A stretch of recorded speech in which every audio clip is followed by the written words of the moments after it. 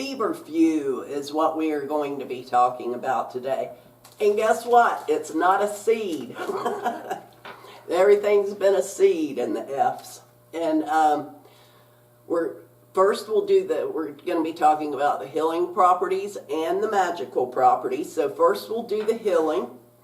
It is great for migraines and headache relief. Feverfew is widely recognized for its ability to prevent and reduce the severity of migraines. Its active compound, parthenolide, I guess I pronounced that right, helps relax blood vessels and prevents platelet buildup in capillaries, which can reduce headache frequency and intensity. Clinical studies have shown that regular use of Feverfew can decrease migraine attacks and is approved by the European Medicines Agency for this purpose. So that is good to know, migraine sufferers.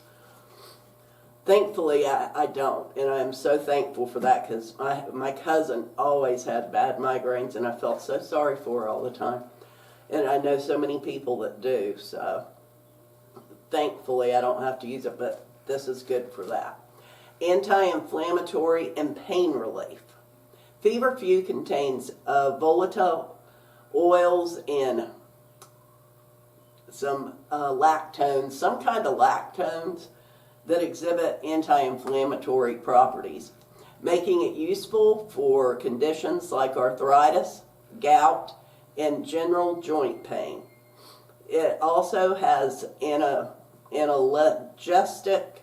analgesic effects, providing relief from post-surgical or injury-related pain. Menstrual and productive health. Feverfew acts as antispasmodic,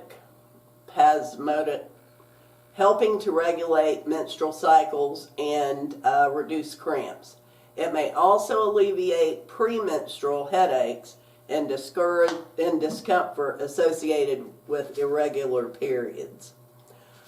Digestive and appetite support. Traditionally, Feverfew has been used to stimulate digestion, improve appetite, and relieve gastrointestinal issues such as indigestion, flatulence, and nausea. Its aromatic, volatile oils help reduce digestive stagnation. The nervous system and stress support. Feverfew indirectly supports the nervous system by improving circulation and reducing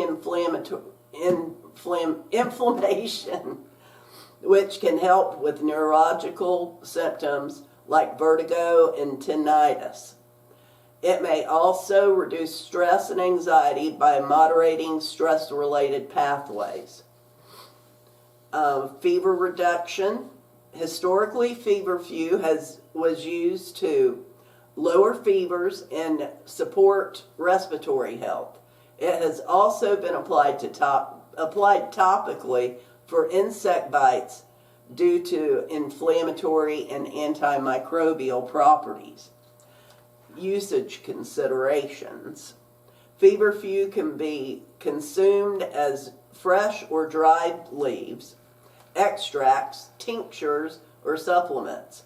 While generally safe, it should be used under professional guidance, especially for individuals taking other medications, as it may interact with blood thinners or other treatments. Seems like a lot of herbs react with blood thinners, so I would definitely, if you're on blood thinners, check before any herb, really.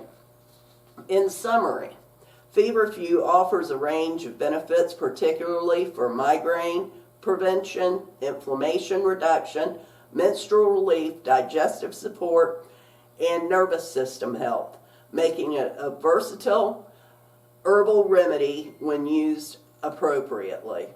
Feverfew can be used in various forms, including teas, tinctures, and salves, primarily for its anti-inflammatory and pain-relieving properties, especially in managing migraines and headaches.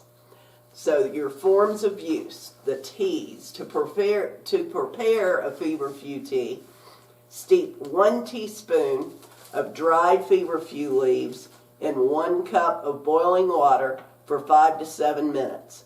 Strain and drink 2 to 3 times a day for headache relief or general wellness. Excuse me. Tincture. Feverfew can be made into a tincture by soaking the leaves in alcohol for about 7 days. That's your vodka, gin, brandy. So you only have to soak this for 7 days. This concentrated form can be taken in small doses for migraine prevention and relief. For adults, 20 to 40 drops in water up to 3 times daily. And for children, 10 to 20 drops in water 1 to 2 times daily. And then you can also use it in a salve for joint pain or inflammation. Feverfew can be incorporated into homemade herbal salve. Combine feverfew with anti-inflammatory herbs to create topical remedy. All right, so that's a good one for the healing. And now for the magical properties. Feverfew is good for protection and has been long associated with protection against negative energies and accidents. So this would be a good one to put in your car along with your black tourmaline and, things like that. I have a lot of customers that always get that to put in their car. Put a little bit of feverfew in there.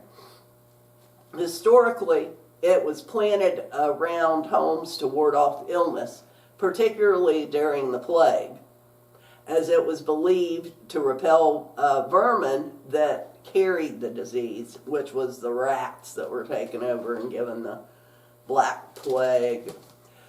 And that had to have been a terrible time. Every time I think about living back in those days, first you think, oh, that would have been so nice. And then you think of all the garbage, and they just threw buckets of their bathroom wastes into the road. They didn't know back then about any hygiene.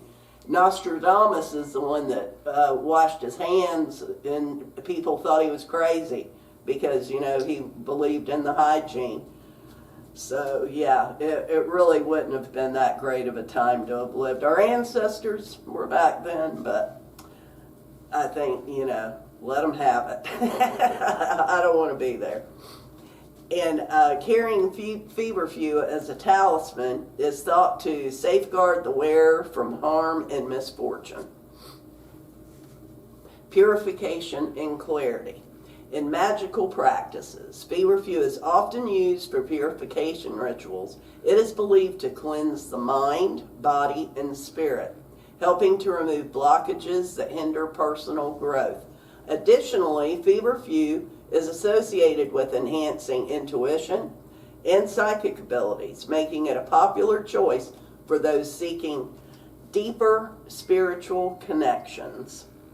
And ritual uses. Feverfew can be incorporated into various rituals and spells. It is commonly used in protection sachets, added to baths for purification, or consumed in teas to break hexes and curses. And the herb's calming energy is also utilized in meditation practices to foster inner peace and clarity. And that is it for feverfew, a very good herb for those that have migraines and if you want to break some hexes, jinxes, curses. This is the thing. And next we will be talking about flaxseed. Yes, another seed.